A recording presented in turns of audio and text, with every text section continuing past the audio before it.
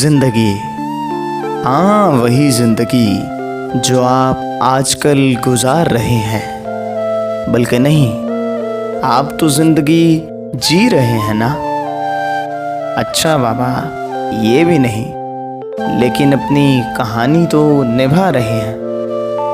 अब इससे इनकार आप कर भी नहीं सकते। आखिर हम सब की कोई न कोई कहानी तो होती ही है। वैसे मज़ा आ जाता अगर कोई कहानी सुनने वाला मिल जाए, या यूं कह लें कि कहानी सुनाने वाला मिल जाए। खैर, सुनाते हैं ना आपको एक कहानी, लेकिन